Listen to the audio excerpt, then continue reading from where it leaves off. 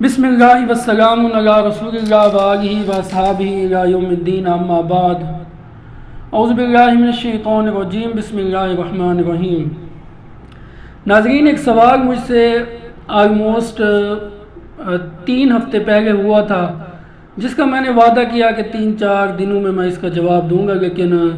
کچھ technical issues کی وجہ سے میں جواب نہیں دے سکا۔ اگرچہ میں اس پر پہلے جن کا یہ سوال تھا ان سے معذرت کر چکا ہوں آن دی ریکارڈ، لیکن مجھے ضرورت پیش آ رہی ہے کہ میں اس پر کوئی الگ سے 1-2 منٹ کی وضاحتی ویڈیو جاری کر دوں، کیونکہ جنہوں نے سوال کیا تھا وہ شاید مطمئن نہیں ہو سکے۔ سوال ان کا دراصل بہت امپورٹنٹ تھا، ان کا سمپل جواب دینا تو بہت ہی آسان تھا، کیونکہ آپ میں سے جو کوئی بھی تھوڑا بہت دین کا نالج رکھتا ہے وہ اس کا جواب دے دے گا، لیکن بات سمجھ آئے اس کے پیچھے اس کی حقیقت کہ اسلام نے جو ہمارے اوپر کوئی پابندی لگاتا ہے اس کے پیچھے کیا حکمت ہوتی ہے۔ اللہ رب العزت ہمارے اوپر پابندی لگا سکتے ہیں، ان کا یہ اختیار ہے، وہ جو چاہیں کرے اپنی مخلوق کے ساتھ۔ اس حوالے سے گفتگو کرنا میرے خیال میں بہت ضروری تھا۔ سوال اب یہ تھا کہ اسلام میں نامحرم مرد عورت یا لڑکے لڑکی کی جو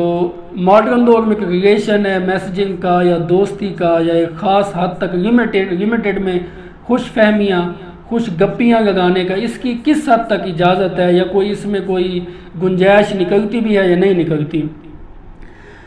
اس سوال کے جواب میں اگرچہ مزاج اسلام کو سمجھنے کے لیے میں ایک ویڈیو پہلے چینل پہ انجینئر محمد علی مرزا کی اپلوڈ کر چکا ہوں 30 منٹ کی، جس میں ایک مزاج سمجھایا گیا ہے کہ اسلام مرد عورت کے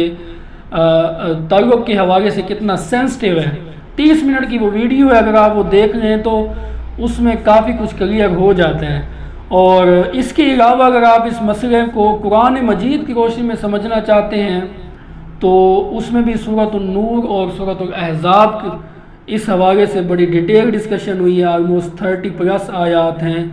سورۃ النور میں بھی اور سورۃ الاحزاب میں بھی، آپ وہ بھی پڑھیں تو آپ کو اندازہ ہو جائے گا۔ اور ایک اور مسئلہ نمبر 161A اور 161B ہے انجینئر محمد علی مرزا کا، جس میں تمام قرآنی آیات اور احادیث کو پیش کر دیا گیا ہے، جس میں مزاج رسول صلی اللہ علیہ وسلم اللہ رب العزت کے احکامات بڑے آرام سے ایک مسلمان تک پہنچ جاتے ہیں۔ لیکن مسئلہ اس سے بڑا ہے کہ سارا کچھ جاننے کے باوجود ہمارے اندر ایک بڑا طبقہ اس بات کا قائل ہے کہ پردے کا، وہ جانتا ہے کہ اسلام کے اندر نامحرم مرد عورت کا تعلق حرام ہے، لیکن عمل کوئی نہیں کرتا۔ اور دوسرا مسئلہ یہ ہے کہ ایک بڑا طبقہ آج کل وہ بھی پیدا ہو گیا اس کا تعلق خاص کر ایجوکیٹڈ لوگوں میں، وہ یا تو یہ کہتا ہے کہ یہ ساری مولویوں کی بنائی ہوئی باتیں ہیں، اسلام ہمارے اوپر کیوں پابندی لگائے گا، ہم کوئی لمٹ تو کراس نہیں کرے، یہ ہر شخص کی آزادی ہے۔ یا کچھ پڑھے لکھے بندے بھی جانتے ہیں، انہوں نے قرآن پڑھا ہے، تو پھر وہ تعویلات کرنے کی کوشش کرتے ہیں، وہ یہ سمجھتے ہیں کہ آج کے دور میں شاید یہ اپلیکیبل چیزیں نہیں ہیں۔ یہ مسئلہ ڈسکس کرنا کہ ایک عام مسلمان جانتے بوجھتے ہوئے اس پر عمل کیوں نہیں کرتا، وہ اس اسلام کا جو سیکس ڈسپلن ہے، جو مرد عورت کا تعلق ہے، اس کی سینسٹیوٹی کو قرآن و حدیث میں سمجھتے ہوئے کہ گنجائش نہیں ہے، کیوں اس پر عمل کرنے پر آمادہ نہیں ہوتا۔ اور جو دوسرا طبقہ ہے جو اس کی تعویلات کرتا ہے، وہ کیوں تعویلات کرتا ہے، انہیں یہ غلطی کیوں لگتی ہے، اس بات کا میرے خیال میں تعین کرنا، اس بات کا سدباب کرنا ضروری ہے تاکہ لوگ اس پر عمل کرتے ہوئے آمادہ ہو سکیں۔ اس کے لیے میں گفتگو کا آغاز کروں گا سورۃ الملک کی آیت نمبر 2 سے۔ اللہ رب العزت نے قرآن مجید میں ارشاد فرمایا سورۃ الملک میں، الذی خلق الموت والحیات لیبلوکم ایکم احسن عملا وہو العزیز الغفور، کہ اللہ رب العزت نے یہ جو زندگی اور موت کا تماشا ہے، یہ جو زندگی اور موت کا کھیل ہے، اس کو پیدا صرف ایک مقصد کے لیے کیا ہے، اور وہ مقصد ہے کہ یہ معلوم کر لے کہ تم میں سے نیک عمل کرنے والا کون ہے، احسن عمل کرنے والا کون ہے۔ اب یہاں بیسیکلی اسپیسیفک سوال پیدا ہوتا ہے کہ جب مقصد تخلیق، مقصد حیات و موت یہی ہے کہ جانچا جائے کہ نیک عمل کرنے والے افراد کون ہیں، تو سوال پیدا ہوتا ہے کہ اب نیک عمل کا تعین کیسے ہوگا، کہ کون سے وہ لوگ ہیں، کون سے ایسے اعمال ہیں جو اللہ کو محبوب ہیں، جو اللہ کے نزدیک نیک ہیں، اور کون سے اعمال اللہ کے نزدیک بد ہیں۔ تو یہ اللہ رب العزت کی پھر الٹیمیٹلی ذمہ داری بن گئی کہ وہ ہمیں خود بتائے کہ کون سے نیک اعمال ہیں کون سے بد اعمال ہیں، کیونکہ اسی کے معیار پر ہم پیدا ہوئے ہیں اور اسی معیار پر ہمیں آخرت میں جنت و جہنم ملنی ہے۔ اگر انسان محض اپنی عقل کی بنیاد پہ اچھے برے کا فیصلہ کرے تو انسان اس کا کبھی فیصلہ نہیں کر سکتا، اس لیے کہ مطلوب اللہ کو ہے ہمارا اچھا برا عمل۔ تو ہم اپنے زوم میں وہ عمل اچھا سمجھیں، زوم میں وہ اللہ کے نزدیک اچھا نہ ہو، اس معاملے میں دیکھیں گے آپ بڑا شدید اختلاف پائیں گے۔ ایک معاشرے میں بعض اعمال اچھے کنسیڈر کیے جاتے ہیں، وہی اعمال کسی دوسرے معاشرے میں برے کنسیڈر کیے جاتے ہیں۔ اب اس کو آپ مثال سے سمجھیں۔ اب ہماری ایک اسلامی جمہوریہ پاکستان میں ایک عام قسم کا ہے کہ ہمارے ہاں مرد عورت کا نامحرم کا جو تعلق ہے اس کو جنرلی برا سمجھا جاتا ہے۔ جو لوگ رکھتے بھی ہیں تعلق، وہ میں اس کو اسپیسیفک کر رہا ہوں نا سوال سے ریلیٹڈ، وہ بھی اس چیز کو چھپاتے ہیں، ظاہر نہیں کرتے اعلانیہ۔ آج کل کچھ بالکل ہی جسے کہتے ہیں بے دید ہو گئے ہیں لوگ، بے دھڑک، اور جسے کہتے ہیں دین کی کوئی، لیکن اکثریت چھپاتے ہیں۔ تو اس کا مطلب ہے یہاں لوگ اسے اچھا نہیں سمجھتے۔ یہی چیز آپ یورپ کی سوسائٹی میں چلے جائیں، وہاں ماں باپ پریشان ہو جاتے ہیں کہ ہمارا بچہ بچی 22 سال 20 سال 24 سال کا ہو گیا، اس کا کوئی مطلب گرل فرینڈ یا بوائے فرینڈ نہیں ہے۔ وہ سمجھتے ہیں کہ اس کو کوئی مسئلہ ہے یا اس کی کوئی ذہنی، تو یہ ان کے لیے پریشانی کی باعث ہے۔ اسی طرح آپ ایک جگہ ہیں، آپ دیکھیں گے کہ لوگ نظر و نیاز دے رہے ہیں، درباروں پہ سجدے کر رہے ہیں اور درباریں بنی ہوئی ہیں، سب کچھ لوگ اس کو نیک سمجھتے ہیں، لوگ سمجھتے ہیں اللہ کو یہ محبوب ہے۔ دوسری طرف بہت سے لوگ اسے شرک کو بدعت کہتے ہیں۔ تو یعنی معلوم ہوا کہ انسان محض اپنی عقل کی بنیاد پر فیصلہ نہیں کر سکتا کہ یہ عمل نیک ہے یا برا عمل ہے، اس کے لیے اسے اللہ رب العزت کی طرف رجوع کرنا پڑے گا۔ اللہ رب العزت نے قرآن مجید اتارا، 1,24,000 پیغمبر اتارے، رسول صلی اللہ علیہ وسلم کو آخری نبی بنایا اور تمام تر احادیث محفوظ کر دی آپ کی زندگی کا نمونہ، تاکہ کسی شخص کو ٹھوکریں نہ کھانی پڑے۔ اب جب ایک انسان کو معلوم ہو گیا، مثال کے طور پہ ہم ایزیوم کر رہے ہیں پہلے اس طبقے کو جو یہ ماننے کے لیے تیار ہے کہ شاید مرد و عورت کا تعلق، اسلام کی حدود، پردہ کرنا، یہ ساری چیزیں، پردہ کرنا لازمی ہے، مرد نامحرم کا تعلق اسلام میں حرام ہے، اس کے باوجود اس پہ عمل نہیں کرتا۔ دوسرا طبقہ کہتا ہے جی کہ اسلام کو ہمارے اوپر پابندی لگا کے کیا کرنی ہے، اللہ کو کیا کرنا ہے ہم پہ پابندی لگا کے، یہ میرا بنیادی حق ہے میں جو مرضی لباس پہنوں، میرا بنیادی حق ہے میں جس سے چاہوں بات کروں، یہ انسان کی آزادی کا معاملہ ہے۔ تو ایسے انسان کو میں سمپل بات کرنا چاہوں گا کہ جب بھی آپ کسی سے ریوارڈ طلب کرتے ہیں کسی کام کے بدلے، تو پھر آپ کو اپنی آزادی کا کچھ حصہ سلب کرنا پڑتا ہے۔ مثال کے طور پہ آپ ایک جاب کرتے ہیں، 10,000 20,000 30,000 کی جاب، تو اس کے لیے آپ کو اپنی آزادی کھونی پڑتی ہے، ادروائز آپ اس جاب آپ کو مہینے کے اینڈ میں وہ ریوارڈ نہیں ملے گا جو آپ کو پے کی صورت میں، تنخواہ کی صورت میں ملتا ہے۔ اب کوئی انسان کہے کہ یہ میرا بنیادی حق ہے کہ میں جس ٹائم چاہوں کھاؤں پیوں، جس ٹائم چاہوں سوؤں، جس ٹائم چاہوں گھر آؤں جاؤں، ہیں بھی انسان کے بنیادی حقوق، وہ آزاد ہے۔ لیکن اگر جب وہ جاب کرتا ہے تو اسے ان پابندیوں کے ساتھ جاب قبول کرنی پڑتی ہے، یعنی اسے اپنی آزادی کا بنیادی حصہ ایک خاص ٹائم کے لیے وقف کرنا پڑتا ہے، قربان کرنا پڑتا ہے کچھ حاصل کرنے کے لیے۔ یہی چیز اللہ رب العزت نے جب مومن، اللہ تعالیٰ قرآن فرمایا کہ اللہ نے مومنین کی جان خرید لی جنت کے بدلے میں، تو اس بیعت پر، اس تجارت پر خوشیاں منائیں۔ تو جب ہم اللہ رب العزت سے جنت کے طالب ہیں تو پھر ہمیں اپنی آزادی کا کچھ حصہ سلب کرنا پڑے گا۔ اسلام نے جو ہمارے اوپر لمیٹیشنز لگائی ہیں ان کو فالو کرنا پڑے گا، ادروائز ہمیں جنت نہیں ملنے والی۔ بات سمجھ آ رہی ہے؟ جنت حاصل کرنے کے لیے یہ ساری چیزیں ہمیں کرنی پڑیں گی جو اللہ رب العزت نے ہمارے اوپر پابندیاں لگائی ہیں، کیونکہ اگر آپ نے ریوارڈ لینا ہے تو آپ کو پابندی باؤنڈ ہونا پڑے گا۔ اگر آپ کو جنت چاہیے نہیں، آپ نے جہنم میں جانا ہے، پھر آپ پابندی نہ کریں۔ تو اسی لیے یہ عقلی سوال کرنا کہ اسلام کو ہم سے کیا چاہیے، آپ یہ تحقیق کریں کہ کیا اسلام میں واقعی حکم ہے۔ جب پتہ چل گیا کہ یہ حکم ہے، پھر جنت کے بدلے آپ کو اس حکم کے لیے عمل کرنا پڑے گا۔ اس حوالے سے بڑی مشہور حدیث ہے بخاری مسلم کی اور بھی کتابوں میں کہ اللہ رب العزت نے جب جنت کو پیدا کیا تو جبریل علیہ السلام کو بھیجا کہ جاؤ جنت کو دیکھ آؤ۔ جب جبریل دیکھ آئے تو جبریل نے کہا کہ اللہ اتنی خوبصورت جنت بنائی ہے تو کون شخص ہوگا جو اس میں نہیں آنا چاہے گا. تو پھر اللہ رب العزت نے کہا کہ جاؤ دوبارہ دیکھ کے آؤ. تو جب جبریل نے دیکھا کہ جو جنت کا راستہ ہے وہ کانٹے دار بڑی تلخ چیز سے بھرا ہوا ہے جو نفس پر بھاری ہے، تو جبریل نے کہا کہ یار اللہ اتنا مشکل راستہ، اب شاید ہی کوئی اس تک پہنچ پائے. اسی طرح اللہ نے جنت کی طرف جبریل کو بھیجا تو جبریل نے کہا اتنی ہولناک چیز اللہ اس میں کون آنا چاہے گا. لیکن جبریل کو جب دوبارہ بھیجا تو جبریل نے کہا کہ اس کا جو راستہ سجا ہوا ہے خوبصورت راستہ ہے جو نفس کو آسان لگتا ہے، اگر اللہ تیری عزت کی قسم کوئی کو قسمت والے اس سے بچ پائے گا. تو میرے بھائی جنت کا راستہ آسان نہیں ہے. یہ بنیادی چیز آپ سمجھ گئے کہ اسلام جب آپ پر پابندیاں لگاتا ہے تو آپ کو نظر اس بات پہ رکھنی ہو کہ اس کے بدلے میں اسلام ہمیں کیا دے رہا ہے. جب آپ معمولی بات کے لیے چھوٹی سی جاب کے لیے بنیادی آزادی سلب کرنے کے لیے تیار ہیں، جس بندے کو یہ یقین ہے کہ وہ آخرت کی زندگی اس کو ملنے والی ہے، تو وہ پھر کیوں یہ سودا نہیں کرے گا 50-60 سال کی زندگی کے بدلے میں، 50-60 سال کی پابندیوں کے بدلے میں وہ ایک ہمیشہ کی جنت کما لے گا. اللہ رب العزت نے اس معاملے میں بہت ہی نرمی کی کہ اس نے مرد عورت کی مباشرت کو مکمل طور پر پابندی نہیں لگائی، وہ یہ بھی لگا سکتا تھا لیکن اللہ رب العزت نے نکاح کرنے کی اجازت دے دی. اسی طرح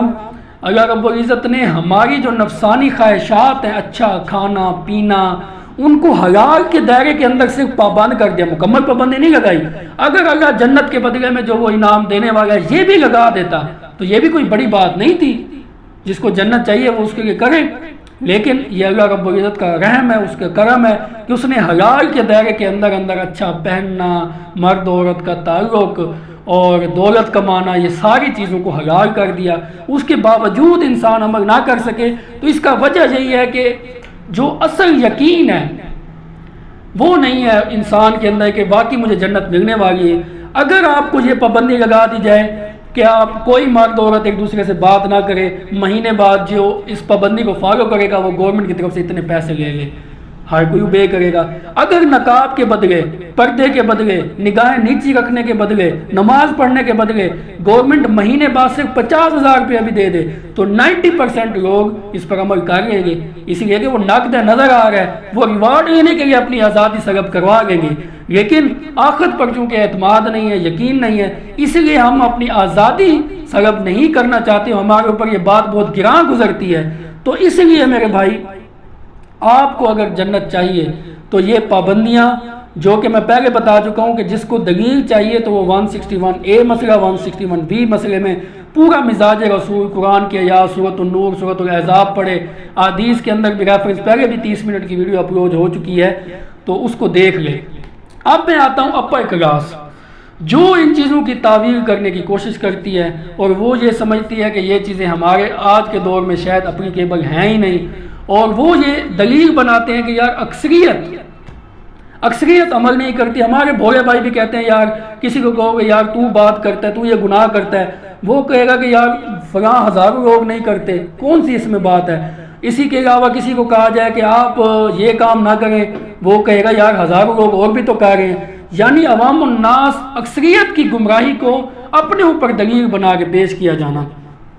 اس کے لیے میں بنیادی بات سمجھا، اور جو لوگ ان چیزوں کی تعویل کرتے ہیں نا انہیں میں یہ کہنا چاہتا ہوں کہ ابھی مسلمانوں کو مغلوب ہوئے صرف 100 سال ہوئے، پوری طرح مغلوب ہوئے اب بھی اتنے مغلوب نہیں ہے. الحمدللہ 40-45 ممالک میں حکومت ہے، لیکن ڈومیننٹ پوزیشن کھوئے ہوئے ہمیں مشکل سے ابھی 100 سال ہوئے ہیں. تو ابھی سے ہمیں اسلام پر عمل کرنا مشکل لگ رہا ہے. ہمیں لگتا ہے یہ چیزیں شاید اب پاسبل نہیں ہوگی، اس لیے کہ ہم بہت جلدی ہمت ہار گئے ہیں. ورنہ اگر ہم ہمت پکڑیں، اس لیے اسلام اور حکومت کا بڑا بنیادی تعلق ہے. جب اوپر حکومت اچھی بیٹھی ہوگی، وہ لوگوں کو اچھا انوائرمنٹ دے گی، وہ یہ فیسیلیٹیٹ کرے گی نیکی پر عمل کرنا اور برائی پر عمل کرنا مشکل کرے گی، تو خود بخود ہی لوگ اس طرف آنا شروع ہو جائیں گے. جب حکومت اوپر نکمی بیٹھی ہوگی جو برائی کو فیسیلیٹیٹ کرے گی، چھوٹے چھوٹے فنڈز لینے کے لیے، چھوٹے چھوٹے امداد لینے کے لیے، یا وہ خود ہی دین سے آگے ہوں گے، تو وہ تو اس چیز کو نہیں سمجھیں گے. آپ دیکھ رہے ہیں کہ ہمارے میڈیا پہ نہ چیک ہے نہ بیلنس ہے. کچھ بھی نہیں ہے، سوشل میڈیا ہے، جس طرح کی سچویشن ہے تو عمل کرنا مشکل ہوتا جا رہا ہے۔ اس کی پہلی وجہ تو یہ ہے کہ حکومت نہیں ہے ہمارے پاس۔ حکومت ایسے لوگوں کے پاس ہے جو چیزیں امپلیمنٹ نہیں کروا سکتے اسلام کو۔ اسی وجہ سے اس لیے ہم اسے کہتے ہیں کہ اگر حکومت اچھے لوگوں کے پاس نہ آئی، نیک لوگ اوپر نہ آئے، تو آج جو علماء بننے بیٹھے ان کے جو نسلیں ہیں وہ بھی عمل نہیں کر سکیں گے، اس لیے کہ عمل کرنے والا ماحول نہیں ہوگا۔ اب اس سچویشن میں ہمارے پاس کیا حل ہے کہ جب معاشرے کے اندر جو لوگ غیر مسلم ممالک میں رہتے ہیں، انڈیا میں رہتے ہیں، اوورآل ان کے پاس نیکی کا انوائرمنٹ نہیں ہے، اسلام کی پابندیوں کو فالو کرنا ان کے لیے مشکل ہے، تو ایسے میں ان کے لیے کیا حل ہے؟ ان کے لیے میں ایک قرآن مجید کی آیت کا حوالہ دوں کہ اللہ رب العزت نے ارشاد فرمایا کہ اے نبی اگر تو اکثریت کی پیروی کرے گا تو اکثریت تجھے بھی گمراہ کر دے گی، اور اس کے لیے وَلَقَدْ ذَرَأْنَا لِجَهَنَّمَ كَثِيرًا مِنَ الْجِنِّ وَالْإِنسِ والی آیت بھی آپ یاد کر رہے ہیں، میرے خیال میں ریفرنس ڈال دوں گا، سورۃ المائدہ کی ہے غالباً، تو کہ انسانوں کی اکثریت جو ہے اللہ رب العزت کہتا ہے جنوں انسانوں کی جہنم میں جانے والی ہے۔ کیوں؟ کیونکہ نہ یہ سوچتے ہیں، نہ یہ سمجھتے ہیں، نہ یہ عقل رکھتے ہیں، نہ یہ کوئی مطلب ہم نے عقل دی تھی اس کو استعمال نہیں کرتے۔ اب یہ جو ساری میں نے باتیں کی ہیں اسی وجہ سے، تو اکثریت کا دھوکہ آپ نے کبھی نہیں کھانا۔ دوسری بات، اگر آپ اسلام کے اول کا دور دیکھیں، رسول اللہ کی مکی زندگی دیکھیں، مدنی زندگی دیکھیں، فتح مکہ سے پہلے کے 20 سال آپ نوٹ کریں، رسول اللہ موجود تھے جب اسلام پہ مشکل ترین وقت تھا، تو اکثریت اس وقت بھی گمراہ تھی، اکثریت کوئی نہیں اسلام پر عمل کرنے والی تھی۔ صحیح بخاری اور صحیح مسلم میں جو روایات ملتی ہیں اس میں پتہ چلتا ہے کہ صلح حدیبیہ کے موقع پر رسول اللہ کی دعوت کے 19 سال بعد بھی صرف اور صرف 14 اور 1500 لوگ مسلمان ہوئے تھے، 14 1500 19 سال کے بعد۔ اس لیے کہ اس وقت اسلام پر عمل کرنا ہر وقت مار کھانی پڑتی تھی، جہاد کرنا پڑتا تھا، قتال کرنا پڑتا تا، ڈنڈے پڑتے تھے، کاروبار بیوی بچے چھوڑنے پڑتے تھے، تو اکثریت اس لیے عمل نہیں کر سکتی تھی۔ یہ اس وقت صحابہ کرام پر آزمائش تھی، اور اس آزمائش سے بہت تھوڑے لوگ پورے اترے۔ تو جب بھی مشکل وقت ہوتا ہے تو اکثریت کبھی بھی اس پر عمل نہیں کرتی۔ یہ صحابہ کرام پر آزمائش تھی اس وقت، تو اس وقت صرف فتح مکہ سے پہلے 14-1500 لوگ مسلمان ہوئے، رسول اللہ کی 19-20 سال کی دعوت کے بعد زیادہ اکثریت تو اس وقت بھی اسلام پر عمل نہیں کر رہی تھی، سرے سے مسلمان نہیں ہوئی تھی۔ تو آج بھی اسلام پر مغلوب وقت ہے۔ جب اسلام غالب ہوا تو اذا جاء نصر اللہ والفتح ورأیت الناس یدخلون فی دین اللہ افواجا، فوج در فوج داخل ہو گئے۔ اب جب اسلام پر مغلوب وقت ہے اور بے حیائی کا فتنہ اس ٹائم سب سے مشکل فتنہ ہے، جس سے مسلمانوں کے لیے بچنا آلموسٹ ناممکن ہو گیا ہے، دھواں اس پر ضرور پہنچ رہا ہے۔ وہ جو بخاری کی حدیث ہے نا، رسول اللہ نے فرمایا کہ قرب قیامت کے نزدیک کوئی سود نہ بھی کھائے تو سود کا دھواں اس پر ضرور پڑے گا۔ آج اگر ہم بے حیائی سے جتنا مرضی بچیں، بے حیائی کا دھواں تو برگ ہم میں پڑ رہا ہے، لیکن یاد رکھیں آج اسلام غالب حالت میں نہیں ہے، مغلوب حالت میں ہے۔ تو اکثریت کو تو آپ بھول جائیں کہ اکثریت عمل کرے گی، اکثریت کا آپ کبھی بھی بہانہ نہ بنائیں، اکثریت نے کبھی بھی عمل نہیں کرنا۔ ہاں جب کبھی اسلام کو غلبہ مل گیا جیسے فتح مکہ کے بعد ملا اور اکثریت نے ایمان قبول کر لیا، لیکن ان اکثریت میں ایمان قبول کرنے والوں میں آپ دیکھیں جیسے ہی تھوڑا سا انہیں موقع ملا ہزاروں کے ہزاروں قبائل مرتد ہو گئے سیدنا ابوبکر صدیق کے دور میں، کچھ جھوٹے نبی کے ساتھ ہو گئے۔ تو میرے بھائی مشکل وقت میں پاس تھوڑے لوگ ہوتے ہیں، تو اسی لیے آج کے دور میں یہ بے حیائی یہ بہت بڑا فتنہ ہے۔ آپ کو جتنا مرضی جائز لگے اسلام میں اس کی کوئی گنجائش نہیں ہے۔ یہ قرآن مجید میرے سامنے پڑا ہے، آج ٹائم نہیں ہے، اگر آپ کہیں گے تو میں سورۃ النور اور سورۃ الاحزاب کی صرف آیات پڑھ دوں گا، اس سے آپ اندازہ لگا سکیں گے کہ اس اسلام میں کتنی سینسٹیوٹی ہے۔ آپ پوچھتے ہیں کہ نامحرم کے ساتھ تعلق، بات کرنا، خوش گپیاں کرنا، اسلام یہ کہتا ہے کہ قرآن مجید کے اندر آیا کہ عورت کی جو پاؤں کی